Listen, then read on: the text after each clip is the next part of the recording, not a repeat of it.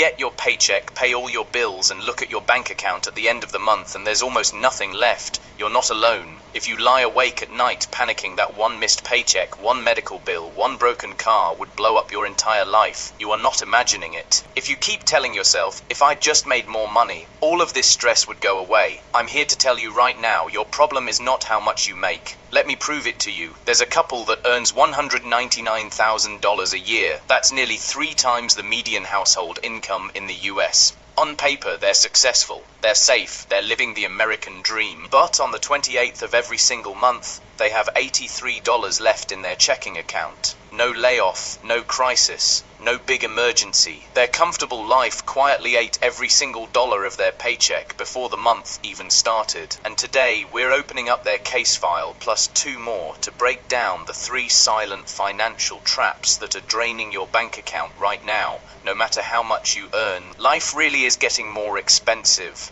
Debt really is designed to keep you stuck. And almost all of the smart money advice out there does not work for normal people. This channel is your reality check for the middle class. No hype, no fantasy, no fake guru talk. Just brutal financial clarity. Stick with me until the end. Every trap comes with a hard truth and a clear way out. Let's start with trap number 1. It's not about greed, it's about comfort. And the illusion it creates is more dangerous than almost any other money mistake you can make. It doesn't care if you make $30,000 a year or $300,000 a year. It will trap you all the same. Let's go back to that couple making just under $200,000 a year.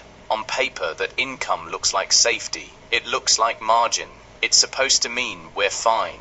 But when we pulled all their receipts and bank statements, 98% of their take-home pay was already spoken for before the month even started. Let's break that down because this is exactly what's happening to you too, just on a different scale. Their mortgage, 2 car payments, daycare for their kids, subscriptions that multiplied over time without them even noticing, a manageable personal loan left over from an old home renovation. All of it added up to total debt north of $755,000. Net cash left every month after fixed costs, close to zero. 1 missed paycheck, 1 medical bill, 1 broken transmission, and the only option they had left was a credit card. This is the illusion of comfort. Here's how it works. When your income goes up, comfort expands faster than your awareness. The house gets a little bigger, the car gets a little quieter. The grocery store stops being a place where you compare prices. None of it feels reckless because each decision is small and justified on its own. The problem isn't any single choice, it's the system those choices create. You tell yourself, we can afford it, it feels true because the paycheck clears, the bills get paid, and nothing breaks right away. But the consequence is brutal. Your fixed costs harden.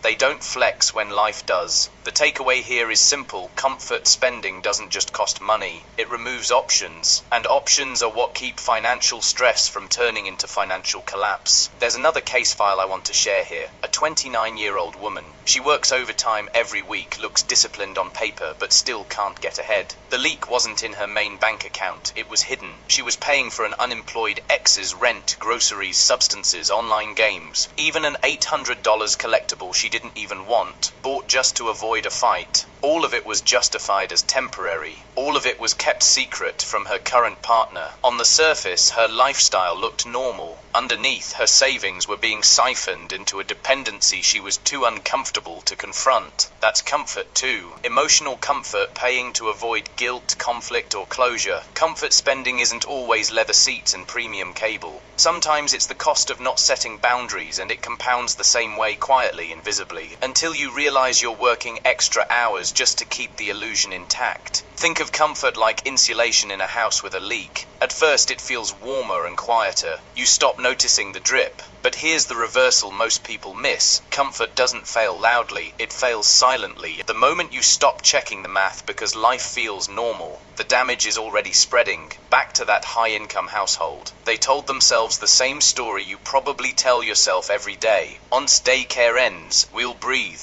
Once the bonus hits, we'll catch up. But the numbers didn't wait, credit utilization crept up. The emergency fund stayed theoretical. Vacations went on credit cards because we work hard. This is the second chain of the trap. You tell yourself, we deserve this level of comfort. It sticks because deprivation feels like failure after success. But the consequence is unavoidable. Lifestyle inflation locks in, and every future raise is already spent before you get it. The takeaway, deserving comfort, isn't the same as being able to sustain it. Ignore this trap, and the consequences are specific. You become highly paid but fragile. Job stress turns into panic because quitting isn't an option. Relationships strain because money conversations feel like threats to the lifestyle. Every setback feels personal when it's actually structural. The larger pattern across all these cases is simple. Comfort plus avoidance plus borrowed justification equals paycheck to paycheck, living at any salary. Income is the headline. Cash flow is the truth buried in the fine print. So here's the uncomfortable question to sit with right now. Which parts of your normal life would collapse first if your income paused for 90 days? And which comforts are you defending not because they're essential, but because removing them would force a hard conversation you've been putting off? That's where this trap lives, not in luxury. In the quiet decisions you've labeled harmless. Trap number 2 is what I call the financial savior complex. It doesn't look reckless on the surface. It looks generous, responsible, even admirable, until you open the case file and see the damage it does. This trap scales. It doesn't stop at exes. It hits parents, siblings, temporary help that never ends. What starts as generosity turns into a second household buried inside your budget. Here's a pattern that keeps repeating. In every single case I review, someone earns well, not lottery money, but solid income, 6 figures, overtime, bonuses, but their accounts never stabilize. The emergency fund won't grow, credit utilization stays high, stress stays constant. When the money is traced, it doesn't disappear into luxury, it leaks into other people. We already talked about the 29-year-old working overtime, quietly funding her unemployed ex. On paper, she's saving. In reality, she's covering rent, food, substances, video games, that $800 collectible she bought to cheer them up. None of this was discussed with her current partner. None of it showed up in a shared budget. It was invisible spending with a moral justification. They'd be screwed without me. Here's the chain of this trap. You claim I'm just helping them get back on their feet. It feels reasonable because the payments are irregular, framed as temporary and emotionally charged. But the consequence, savings stall, cash flow tightens, secrecy increases, and when a real emergency hits, there's nothing left but a credit card. The takeaway is brutal. If the help has no end date, no transparency, and no accountability, it isn't help. It's a second household hiding inside your finances. We can scale this up to that $200,000 a year household. On the outside, this should be a safe, secure home. Instead, 98% of their take-home pay is locked into fixed costs. Mortgage, cars, student loans, and a quiet category labeled family support. This wasn't one-time help.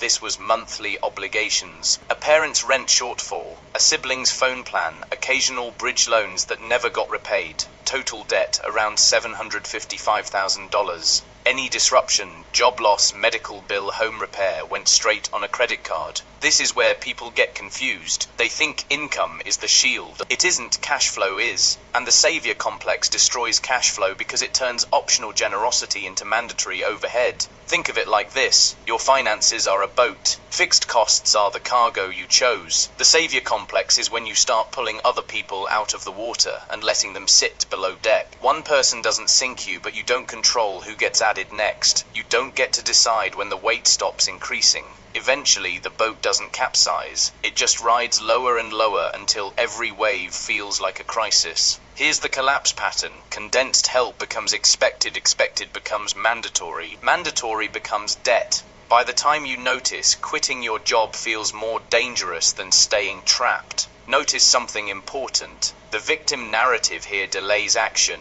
My ex caused this. My family needs me. If I don't help, who will? These stories feel true. They're also convenient. They shift the problem away from boundaries and onto circumstances. Meanwhile, interest doesn't care about your intentions. It keeps charging rent on every avoided conversation. That's how saviors become financial hostages. This trap is especially dangerous for high earners because the early warning signs are muted. You can absorb the first few hits. You can cover the rent. You can float the loan. The system never forces a stop. It slowly converts your future income into someone else's present comfort. If this goes ignored, the consequences are concrete. Retirement gets delayed. Relationships fracture when secrets come out. Resentment builds toward the people you're saving. When you burn out, the support doesn't stop. It shifts to the next credit line. The truth in this file is simple. Being the financial savior feels like control. In practice, it's surrender. You're outsourcing your financial stability to other people's behavior. Here's the takeaway. Help that is healthy has limits, timelines, and visibility. Anything else is a hidden fixed cost. Hidden fixed costs are how six-figure incomes end up living paycheck to paycheck. So here's the question to argue about. Is it selfish to cut off financial support that's hurting you, or is it irresponsible not to? Every case I've reviewed points to the same conclusion. You can't rescue someone using money you don't actually have. Trap number 3 is the victim narrative. This one is the most dangerous because it doesn't look like a money mistake. It looks like a story. A clean one, a comforting one, a story where the damage is always someone else's fault, the system's fault, the past's fault. As long as that story holds, nothing changes. Let's be clear up front, you are not imagining it. Life really is getting more expensive. Inflation has gutted middle-class purchasing power. Wages haven't kept up with housing, healthcare, childcare, education. There are real systemic barriers to building wealth. If you've been hit by a layoff, a medical emergency, a crisis that was out of your control, that's not your fault. But the victim narrative trap is when you take a one-time external crisis and turn it into a permanent identity, a permanent excuse to avoid looking at the math, a permanent shield to protect you from the hard choices that would set you free. Let's go back to that household making just under $200,000 a year. On paper, they should be untouchable. But when the numbers are pulled, 98% of their take-home pay is already spoken for mortgage. 2 car notes, private school tuition, subscriptions stacked on subscriptions, minimum payments on 7 separate credit lines, total debt north of $755,000. When we first sat down with them, their story was consistent. It's inflation, it's the system, it's the cost of living. Every single problem was someone else's fault. They refused to look at their own spending. They refused to make a budget. They blamed everyone but themselves for the fact that their income had gone up 35% in 5 years, but their spending had gone up 58%. Here's the brutal truth. Interest doesn't care who you blame. It keeps compounding. Debt doesn't care about your story. It keeps growing. The numbers don't care about your justifications. They don't bend to your narrative. That's how the story stays intact until the damage becomes permanent. As long as you tell yourself that you're powerless, that the problem is entirely outside of your control, you will stay trapped. Because if the problem is someone else's fault, the solution is out of your hands. That's why this trap is the most dangerous. It robs you of your agency. It turns you into a passenger in your own financial life, instead of the driver. The victim narrative keeps you stuck in the first 2 traps forever. It lets you keep upgrading your lifestyle, because the system is making everything more expensive anyway. It lets you keep giving away your money to other people, because they're victims too, and I have a responsibility to help. It keeps you from asking the one hard question that will set you free. What can I control right now to change this? Because the truth is, even in a system that's rigged against the middle class, even when life gets more expensive, you still have power over the choices you make with the money you earn. You still have the power to set boundaries, to cut fixed costs, to stop spending money you don't have on things you don't need, to stop letting other people drain your bank account. You can't change the system overnight, but you can change your own choices tonight. And that's where freedom starts. Let's wrap this up with the brutal clarity you came here for. Across every single one of these case files, the pattern is the same. Comfort plus avoidance plus borrowed justification equals paycheck to paycheck living at any salary. Income is the headline. Cash flow is the truth buried in the fine print. Trap number 1 is the illusion of comfort. It turns your hard-earned success into a cage. One small justified choice at a time. It removes your options and leaves you fragile to every wave life throws at you.